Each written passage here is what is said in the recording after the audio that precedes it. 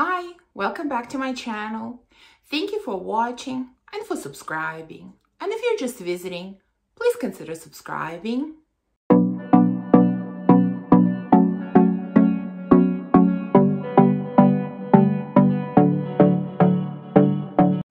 So most of the time I talk about niche fragrances on this channel.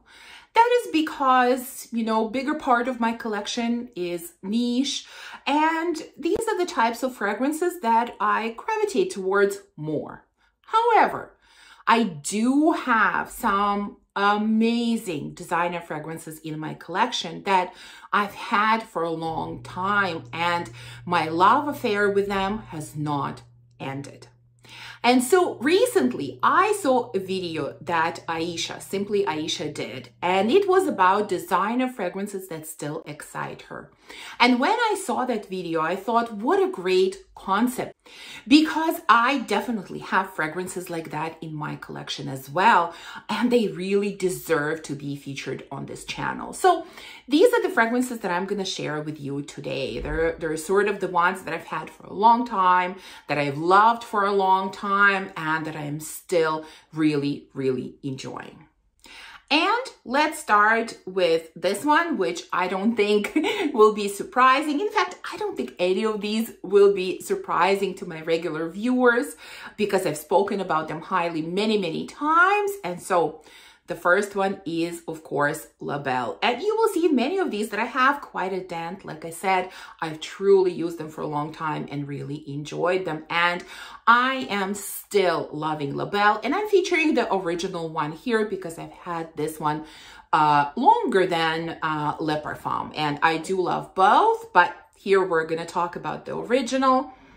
I mean, this is the most amazing pear fragrance. Honestly, I think this is the best pear fragrance that I have ever tried. I just love how juicy and how sweet and how delicious and sparkly and bright it is at the same time. It's just such a great scent. Yes, absolutely beautiful. The most delicious, juicy, ripe pear that I have ever tried. And so yeah, I still love this fragrance. I still use it very, very often. And so yeah, this is really tried and true love in my collection. Well, since we're talking about Jean Paul Gaultier, I have another one from this house here. Again, no surprise. This is Scandale à Paris. Although I enjoy quite a few Scandale fragrances, like the original, and I think one other flanker that I've tried, but this one is definitely my favorite. This, again, has a pear, there's also honey, and there's also jasmine, and I do get all three notes, and the combination of these three is just, again, delicious, comforting, sensual. It has so many facets to this fragrance.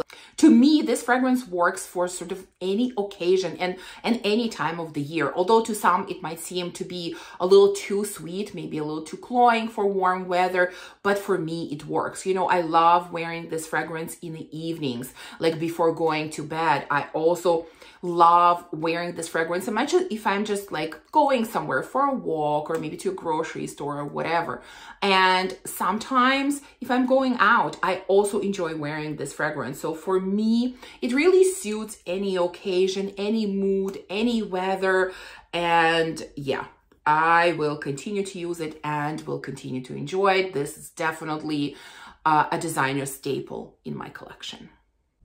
Next, let's go to a fragrance from the house of Versace. And I think at this point, this is probably the only one that I have from this house, and that is Versace. So you can see how much I've used up. Yes, it's a small bottle, but still, considering the size of my collection, for me, this is a really significant dent. And this one is one of my most favorite citrusy scents. There is just something in it that is so effervescent, that is so bright, that is so like, there's such a nice combination of like sweet, and sour. There's a little bit of musk in here. There are some florals in here as well, but it all blended together beautifully, just beautifully. I love this one in the summer. This is from the designer realm. This is probably, not probably, but for sure, this is my absolute favorite citrus scent. I just love it. And I'm sure that once I go through this little bottle, I'm going to repurchase it again because I always want to have this fragrance in my collection. It's a gorgeous, gorgeous citrus scent. Next one on the list is a fragrance from Dolce & Gabbana, and that is the only one. Again, I've spoken about this one many times, and this is one of the most addictive scents in my collection. And I know that many kind of compare this to Black Opium, and you know, there are some people who really prefer Black Opium. There are some who prefer this one, the only one. For me, this one is superior to Black Opium, and that's the one that I prefer. Are they similar? Well, they have similar scent profile for sure, although to me, the way that they smell is significantly different. So this is a gorgeous coffee scent. It's like coffee and caramel and some other sweet notes and a little bit of woody notes and vanilla, and it's just delicious. This is like walking into Starbucks and they're making like hundreds of different Starbucks drinks, and you just get that amazing aroma of coffee mixed with milk or cream and mixed with lots of caramel. It's just absolutely delicious. And like I said, I always find this fragrance very, very addicting. When I wear it once, I can never wear it once. You know, if I pull this fragrance, I'm gonna wear it at least 3-4 days in a row because I can never put it down. I just absolutely love it, and it's been a long, long time favorite. Next one is Si Le Parfum from Armani. Now, I know that this is a discontinued scent and difficult to find, but from what I understand, this is very, very similar to Si Intense, like the latest Si Intense that came out. So that's why I'm featuring it here. Now, you will not see a big dent in here because I use this fragrance very sparingly because I really don't know if I can find another bottle, but I absolutely love it and enjoy it. And my love for it has not diminished. This is, in my mind, is such high quality fragrance. Like it really, the scent is kind of niche quality to me. Like it's complex, it's interesting, it's different. Yes, it's based on black currant, but it's not your sort of run-of-the-mill black currant. Like it's very deep and dark and kind of boozy and ambery and a little bit sweet, but like not too much. And it's just the depth of this fragrance is beautiful, but the depth never sort of becomes too much. Like it's really done very much in moderation. Yeah, it's just, to me, it smells like really kind of aged or really fermented red wine, maybe with a little bit of blackcurrant jam, because there's definitely some sweetness in here. So yeah, gorgeous, complicated, very, very high quality scent. Yeah, and if, you know, the rumors or what people say is true, that this smells, you know, almost the same as the new Si Intense, then yes, I think everybody needs to have that scent, you know, because this is very, very special. Next one that absolutely had to be on this list, that is Angel du Monde Le Secret from Givenchy. This fragrance, I think I mentioned it in a video before. This was the very first blind buy that I ever made, you know, because before my collection started growing, you know, before this craze with perfumery started, you know, I could never imagine blind buying. Like I had to go to a store, test the fragrance, see how it smells, see if I like it, and then purchase it there, you know. And this was the first blind buy. The amount of research that I did before I made this purchase was crazy. And it still remains one of my absolute favorite blind buys. I am just crazy about this scent. I have 2 bottles, so this is not the only scent. I have about the same one in the second bottle, and I just love it. This is, to me, it smells like this really fresh, cold iced tea with some lemon in it and some cranberries. That's what I get out of it. I mean, I know there are cranberries in here, there's lemon. I actually can't remember if there is an actual note of tea in here. I think there is, but I could be wrong. Doesn't matter.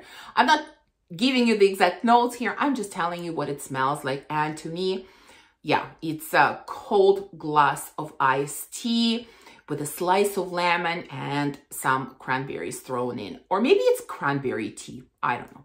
But cranberries are definitely very prominent here. And it's, you know, it's fresh, it's bright, it's a little bit sweet, it's a little bit sour, it's even just a small touch tart from cranberries, and all of these elements play together just beautifully. Yeah, this one is a must. This scent will always be in my collection. I just, I can't imagine not loving it or not using it. Next one is In Love Again from YSL. Again, I've spoken about this one many times. This is typically my summer obsession. It has been for the last 2 summers one of the most used fragrances in my collection. This one is this musky, fruity, floral, although for me it leans more probably more on the floral side. Like there's definitely peony in here.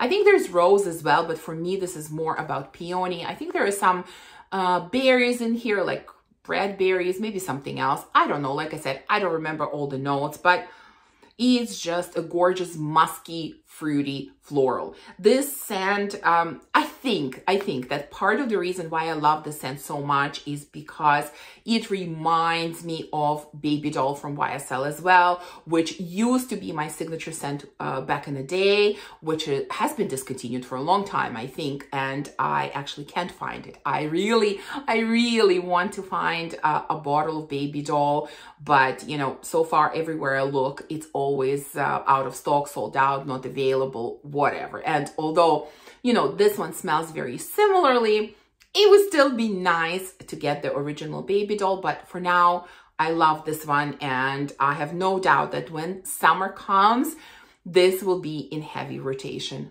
again. And the last one on this list is going to be from the house of Lancome. And this is Lancome Tresor, the original one. You know, I actually was supposed to put this scent in a recent video that I did about my, I can't remember exactly what it was called, but about my current obsessions or fragrances that I've used the most during winter. And I forgot to include this one. But the truth is, I pulled it out one day this winter again after not using it for a little bit. And I remembered how much I enjoy this scent. It's so beautiful. It is so powerful. It is so sexy. It's I still love this as an occasion scent. I think it's gorgeous. Like if you're going somewhere to like a fancy restaurant or even going to a club, I think this is an amazing scent to wear. But you know, I wore it like at home or, you know, going to a mall. I don't care.